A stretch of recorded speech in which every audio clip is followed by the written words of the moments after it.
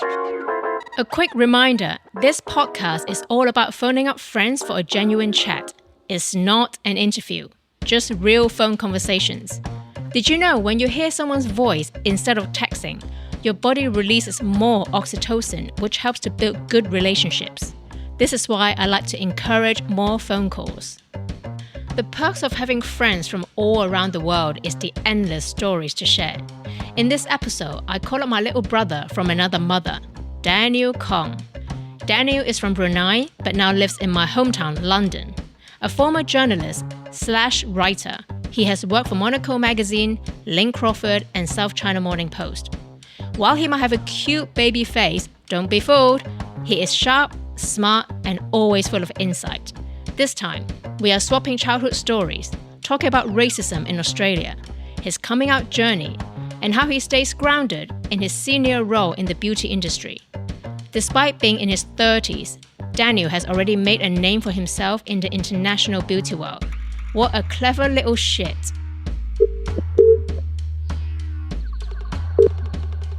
Hello. Hello, Miss Daniel. How are you? I'm good. How are you doing, Miss Grace? Very well. How's London life? How's my home? How's my English peeps? London is doing well. It's really grey and miserable here. So if you move here, I hope you realize that it's going to be really miserable and not fun at all around this time of the year. Oh, amazing. Thanks, Daniel. Jason here as well. You've got me on today too. Hi, Jason. Yeah, let me introduce you to my technical staff. Yeah, thanks. Yeah, I mean, nothing's changed, so that's good to know about London. Yes. I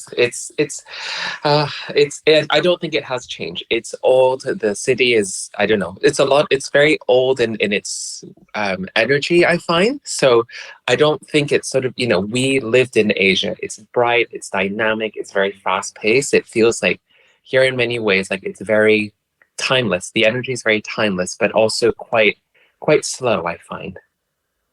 I love how he's so polite, timeless. He's fucking boring. You haven't lost your Canadian accent yet, I hear. When I talk to people in the UK, they think I have a Canadian accent. If I talk to Canadian people, they think that I have an English accent. So it's a bit... Yeah. You know what you need to do? What? You need to go all Cockney in Canada. Do you know what I mean? And like then go, wow, that's really English Cockney. Yeah. Grace can probably teach you a lot of that. My best one's just, do you know what I mean? That's it. Hey, Daniel. Yeah. How did you and Grace meet? How did we meet? So I actually remember this day because we were at a Lane Crawford party. I think it was for the launch of, I think it was something to do with Nicola Formichetti. And so it was the Lane Crawford party. And at the time I was working as a blogger and I had absolutely no idea who you were, Grace. You're so cliche. Blogger. Yes. But, this was during that time when a lot of young people had blogs. And I was carrying around my camera at the time and I was taking photos of a bunch of people. And I think I took a photo of you and you were with your friend Eddie and Annie. And then I posted my photos on my blog. And then actually Carmen Chan, a photographer who we both know, texted me on the side and said, oh, do you know that was Grace from Vogue China? So that was actually the first time. I don't think you will remember. But yes, I remember that day very clearly. How can you not know Grace Lam from Vogue China? I mean, please, bitch. I don't remember meeting you, but I just remember your cute face. And you know what I thought? I thought the first time we met was when you interviewed me for Denise and Jason's magazine, which I'm sure it doesn't exist anymore. Yeah. So I just had Theo, and then we brought him as well. At Classified, you remember? A cafe in Happy Valley, because I wouldn't leave Happy Valley because we were living there. Yes. And I was like, if you want to do an interview with me, you're going to have to come over to my place. Yeah. So we met at Classified, and I was like, this kid, this writer is so young. Does he know what the fuck he's doing? You're so mean. And that was you. And that was you. And I remember talking to you, and I was like, oh my God, he's so sweet. And then I was like talking, and both you and Theo were nodding the same time. And Theo must have been like 2 months or 3 months or something. And I was like, oh my God, those are like two babies, you know? I thought that was the first time we met, but anyway, you know. No, So- you forgot, because I think you were already too big at the time. You were a Vogue China bitch.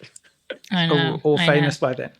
Yes, very famous. I by that time I was doing interviews with like South China Morning Post and a few others. So I know I looked young, Grace, but like I had done a few interviews. Don't worry, I am experienced.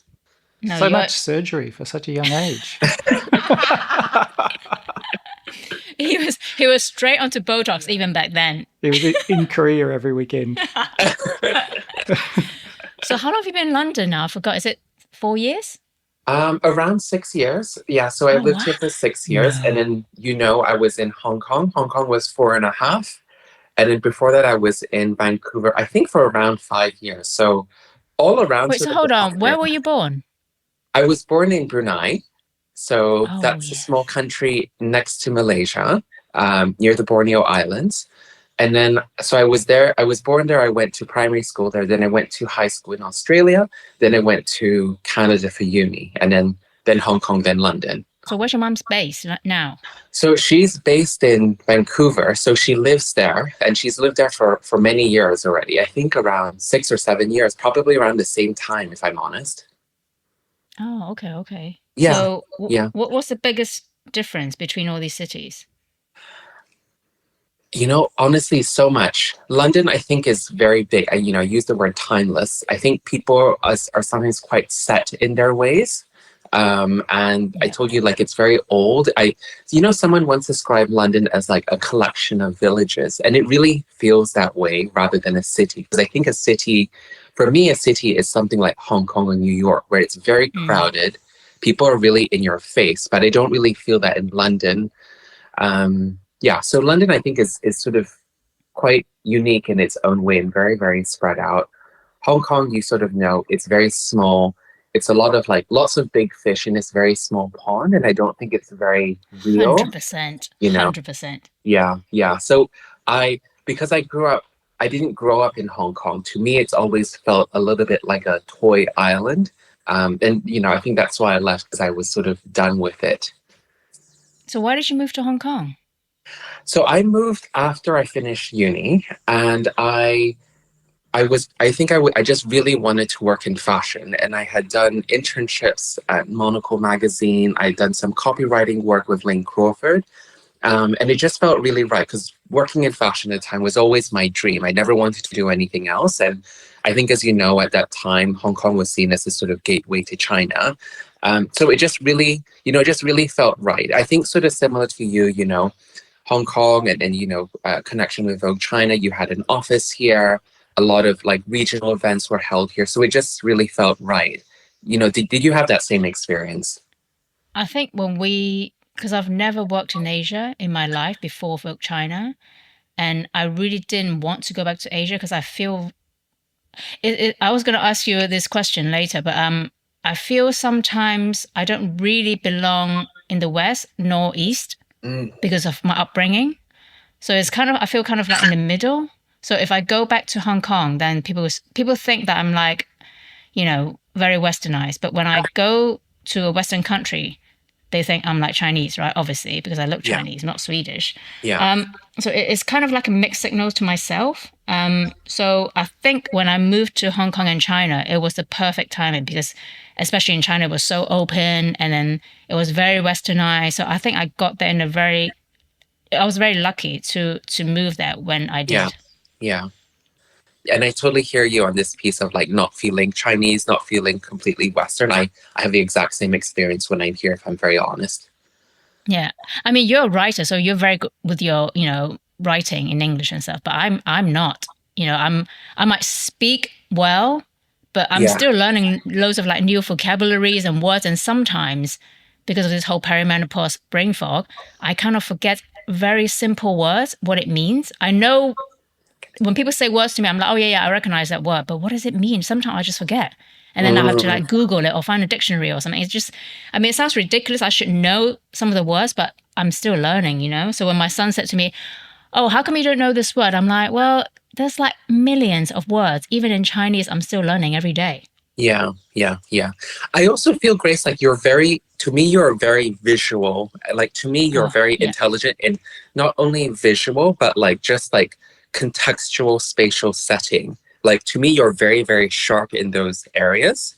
Right. So I think that's why, like, you know, I know we haven't worked together on a shoot, but like when I video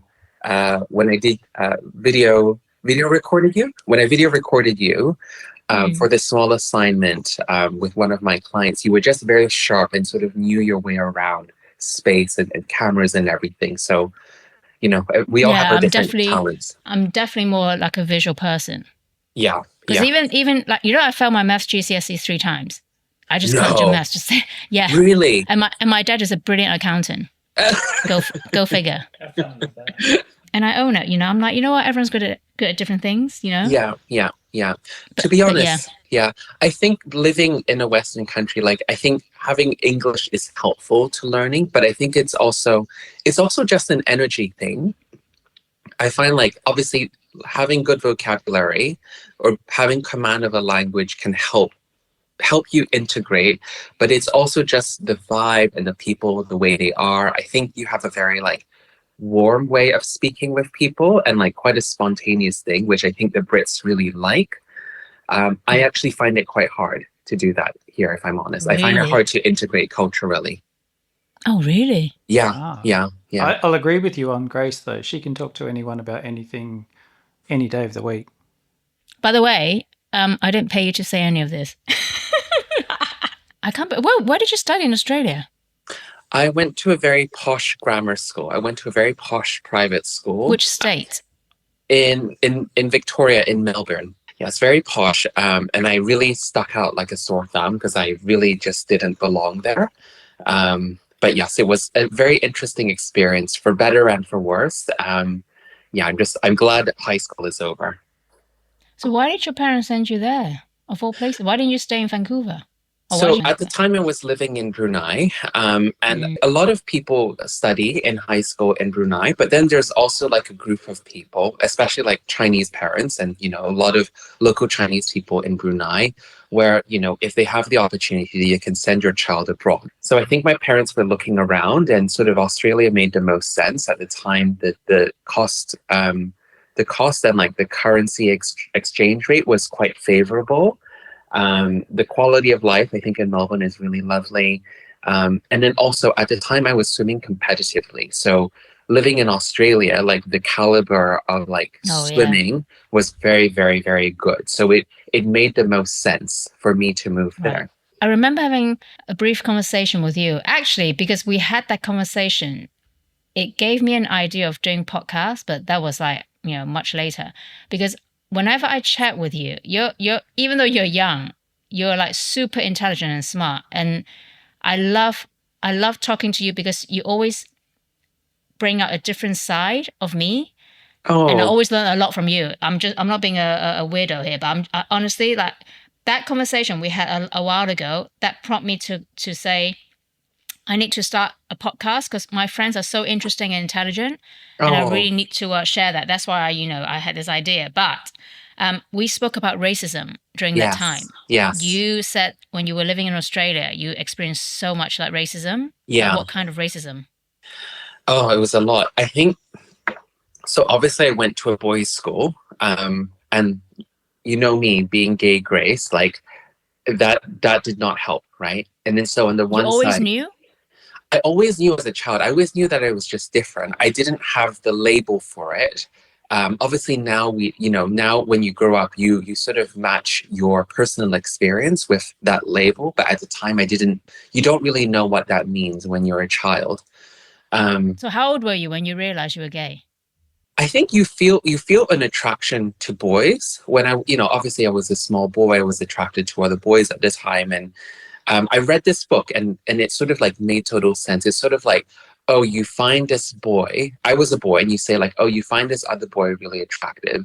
and you kind of, in very simplistic terms, as if you were a child, it's like, I wish I was the girl in the situation so that I could be, either cuddling or like being affectionate with this boy. So that was like, I think, one of like the many like little moments that I had that sort of spoke to it.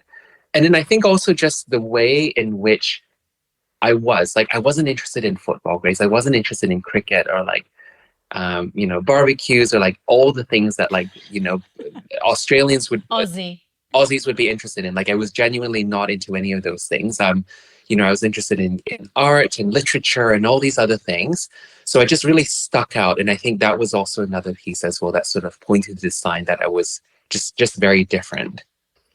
And how did they treat you? So on the one side, you would have like all these rich white kids who, went to the same school as all the other rich white kids since primary school. Okay.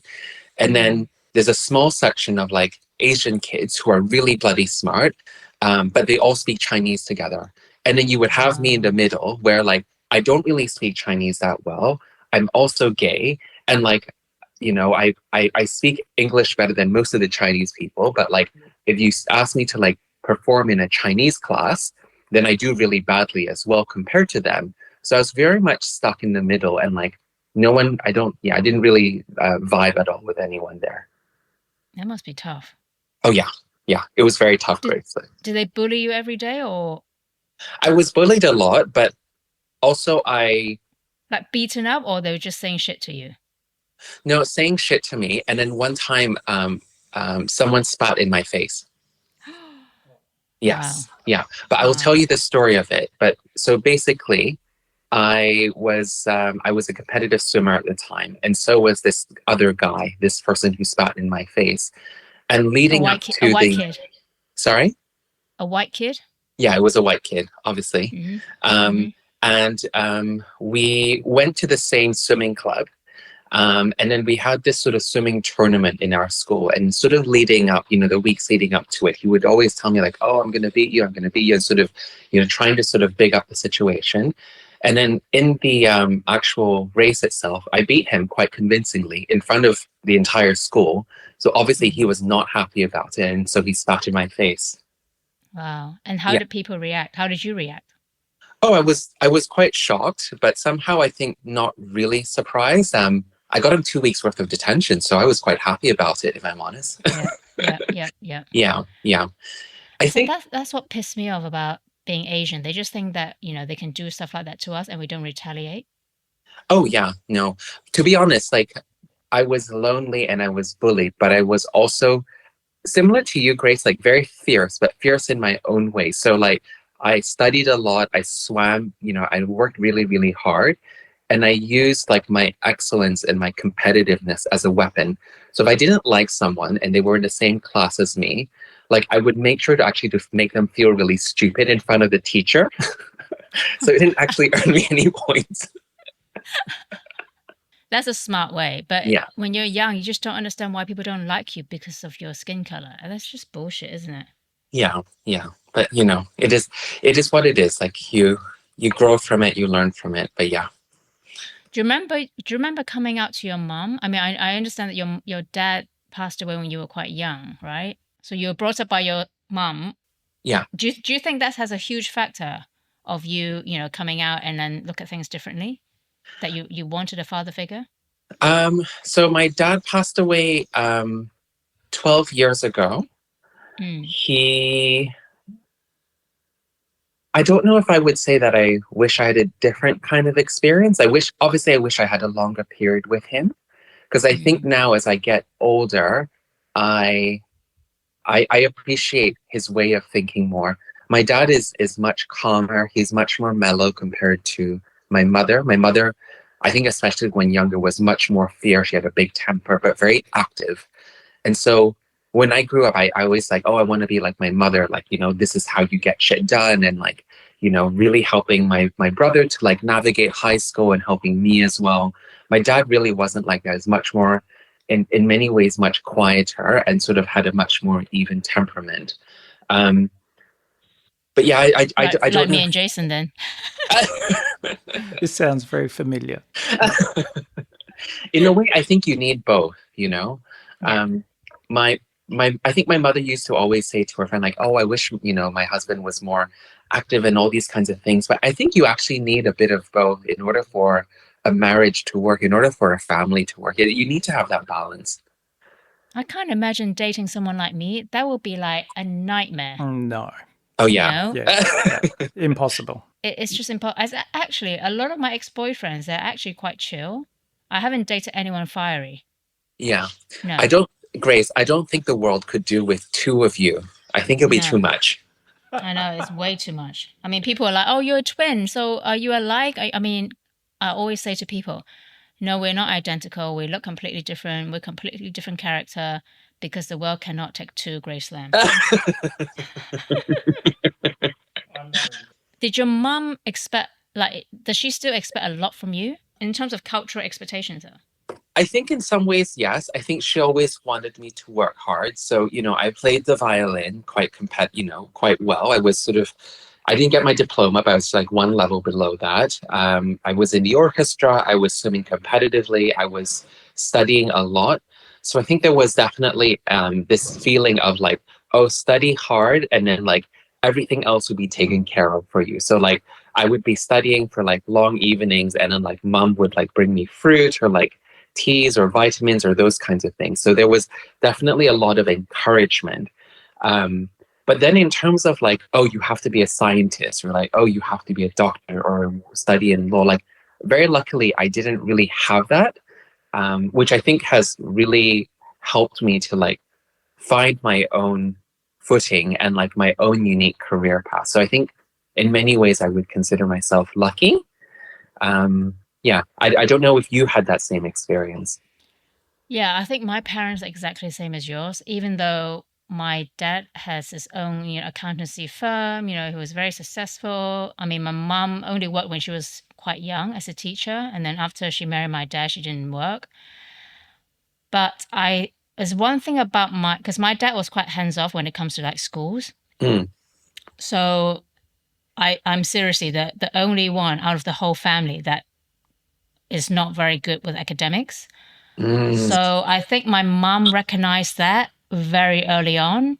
Yeah. She pushed, because you know how Hong Kong system is, like you have like 10 homeworks a night. Yeah. It doesn't matter what grade you are. Like, even now it's still crazy in Hong Kong, That's why the pressure's on all the time with Hong Kong kids, and that's why they're so stressed. And my mom recognized that I wasn't very good at studying, but one thing I was always very good at was English. I was very good with my English. And then so she recognized that I'm very different from my sisters. So she would push me to a point that she would just ask me for 50% pass rate, and that's it. Very grateful for that, because she recognized that who I am and she accepted it. But it doesn't mean that she's less fierce in other areas, Yeah, for sure. I think this is the thing, like when you have like just a smart Asian parent, they still expect you to work hard and to be like excellent in your own way, but then they just give you space to like explore and find your own path, right? Like I think my mother, like she didn't work in a creative field. My father didn't work in a creative field. So like I think they didn't know what that would be like, but they knew like whatever it would be like, please work hard, checking in, making sure you're doing okay, but then just also giving you the space to like uncover and like, I think find out who you are as well as find out what you're good at doing. I think it's that kind of process that of discovery that she has given space to allow. Which is quite rare, to be honest, for Asian parents. Mm. So were there any gay boys in your Australian school, or like were you the only gay in the village? I'm so curious. There were one of my close friends, I think, was gay, or at least like bi, or at least like queer or like opening, and I think there were two others that I was aware of, but it was it was still something that still had a lot of stigma. And how did you come out to your mom? How did I come out to her? Or did she knew it was just that unspoken? No, I definitely came out to her. I remember I was very, very scared. I was in boarding school at the time. And she had come to visit with my dad, and I think I was acting weirdly throughout the day because I was going to tell them that day, and I decided I will tell them. And I think because I was acting really weirdly, like she was getting like really angry with me, and I kept like delaying it and not really saying it. And eventually, like we drove back to the boarding house because at the time, we ate, we went around town, went back to the boarding house, and then I started crying, and I think that was when she was like, oh shit, something is really up. And then so I eventually did tell her, and she was surprisingly very okay with it. But yeah, it was so scary. I never want to go through that day ever again because it's like when you say these things to your Chinese parents, you feel very vulnerable and you don't usually talk about these things. But I felt it was important, and like I was very happy with how she received the info. What about your dad? My dad was okay. He didn't really have an opinion, if I'm honest. I don't know if you have this thing, but like Chinese dads, I find like they don't really have an opinion about anything. Oh, yeah.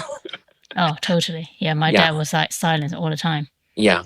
So he was okay with it. He didn't like, some Asian parents are like very disapproving of these things, but he was okay either way. What was so scary about it? There was a lot of taboo at the time around it. At the time people would say, oh, like, that's so gay. Gay was very much used as a derogatory slur. Yep. So that's the first Even thing. now. Yeah, very much so. I think Australia at the time, and I sense probably now is still probably quite homophobic. Yes. And then if I think about just, I read this statistic somewhere of just like gay people are more likely to experience mental health problems, or like gay youth are the most likely to commit suicide, or, they're most likely to be abandoned when they sort of come out.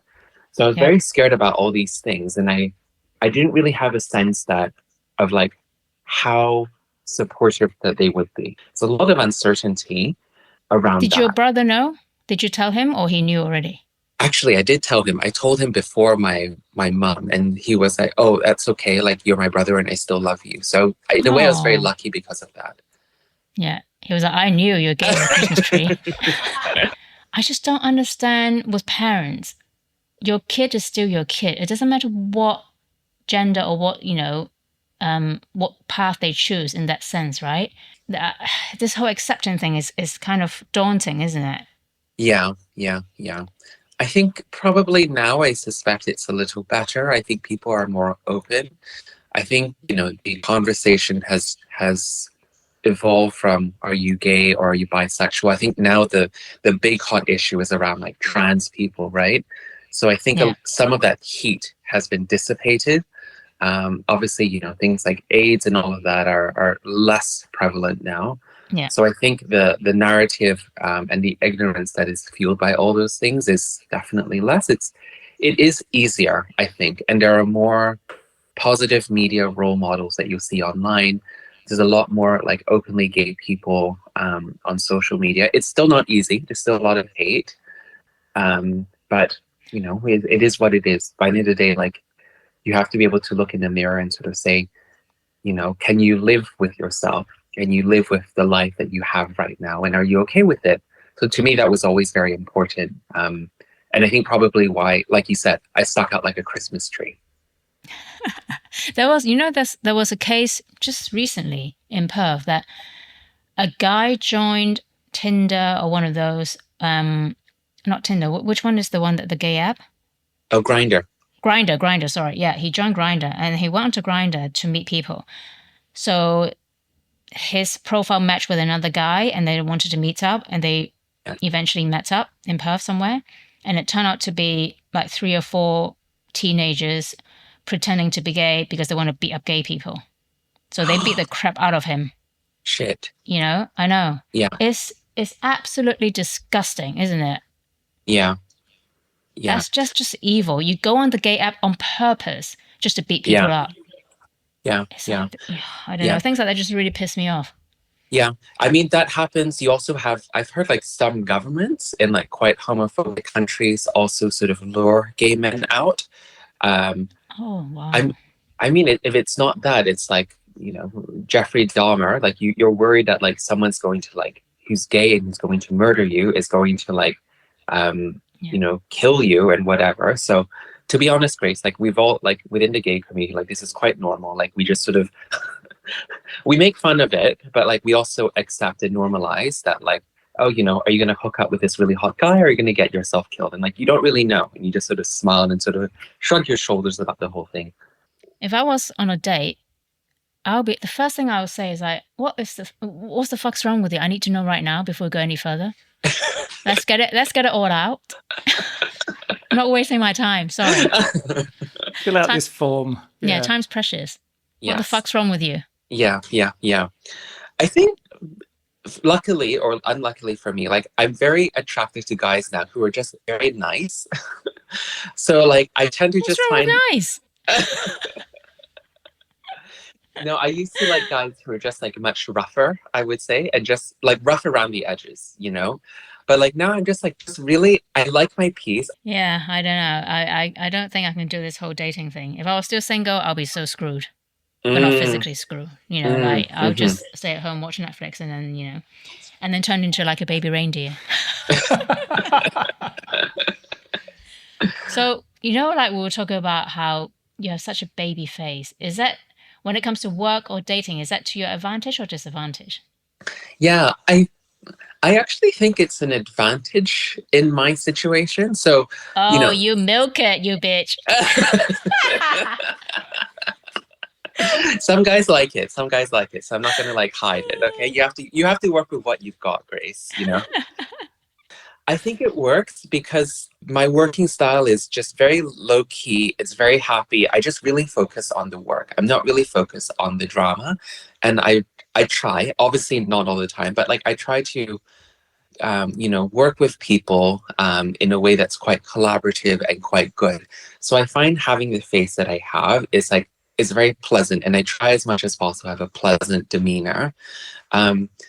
You talked before about this idea that, when we met for that, and I interviewed you, you had a very just positive and pleasant experience. And that's sort of like a energy that I try to cultivate when I meet people, because you sort of want them to open up. You want them to feel comfortable. In the case of journalism, like you really want to get to the heart of the story of sort of who they are.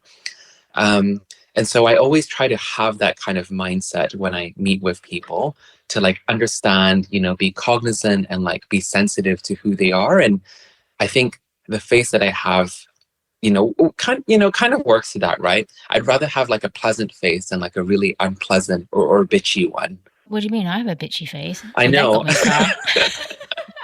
But is the beauty world filled with drama or no? Is the beauty world full of drama?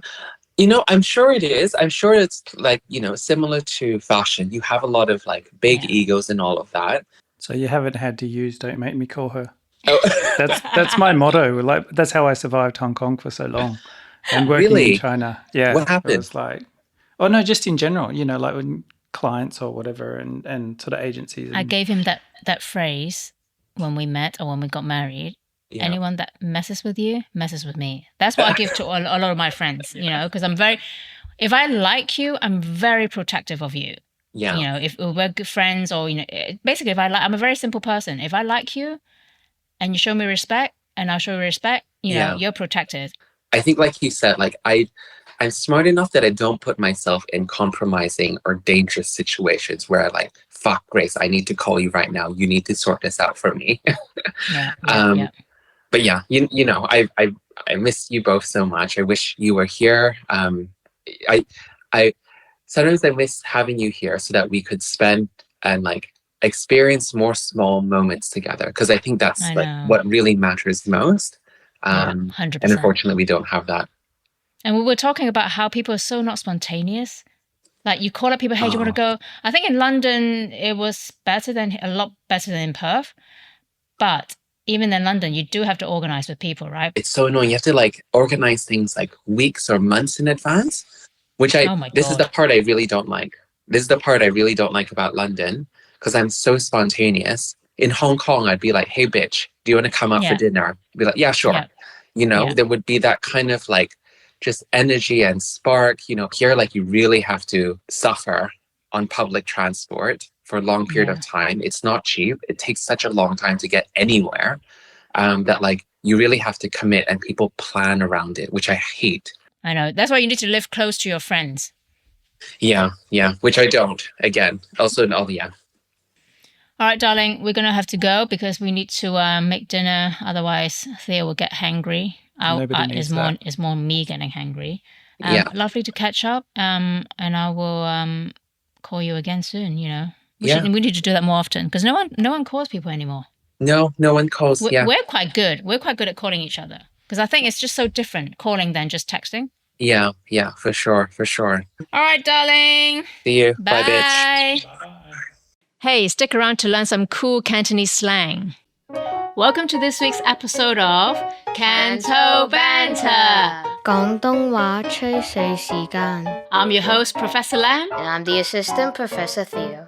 And I'm the mature student, Jason. Today, we're going to teach my husband My dad. some useful Cantonese. Here we go. Welcome to this week's episode. We're going to go a bit on the human body today. A topic that will make Theo laugh as always. What do you got? So we're going to talk about bottoms. Well, we all have it, so might as well let people know how to use it a lot. How to say it. So a very traditional way, or a nice way of mentioning a bum or bottom or butt is 八月十五八月十五. 八月十五. 八月. 八月十五. Yes. So 八月means August. 十五 is 15th. 15th of August. That means is your bum. When someone says it's also like a festival date. I'm so confused. But we also use it as to describe someone's bottom. You guys are weird. Yes. So, okay, another word which is a little bit rude to describe bum in another way is 屎忽 so 屎忽. 屎忽. 屎忽is more like a rude way of saying it, but Right. it's not a swear word. Okay. So 屎 means Theo, poo poo, 屎忽. Poo ass, basically. Would you use that for someone or for just... So you can say if someone's at work who's like a really senior position and never want to change, it's a bit derogatory. Yeah. So we will call him or her 老屎忽 old poo ass. I mean, it's not a nice way to describe someone. So 老屎忽. yeah, so 老屎忽. Right. Yes. So a cuter way to talk about someone's bottom is 踢踢 pet pet or 屁股 yes, that is a cuter way. Like you use pet pet to describe maybe a baby or a toddler. Oh yeah, that like a pet pet. I'm going to hit your little bottom or something. That's cute. That's cute, no? But pet pet or 屁股 is a bit more acceptable to talk Right. about someone's bottom. So you have to repeat. All of them. Yes. First one, 15th of August. What was that one? 八月十五八月十五. Yes. 老屎 Fat. 老屎忽. Low sifa. Well, sifa is Yeah. poo poo bum bum Gotcha.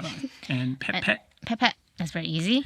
And then What the was last last one, one? 屁股. 屁股. On that note,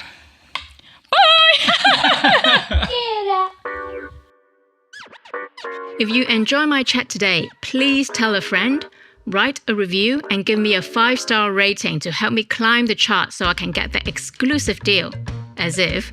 Follow me on Don't Make Me Call Her on all social media platforms. Tune in every Friday for a new episode. Don't Make Me Call Her podcast series is produced by Hero Production. Music by Lindsay Lai at lindsayli.com. Thank you to all my guests. A big thank you to Jason and Theo Capobianco for joining me each week. Now, pick up the phone and call someone you care about.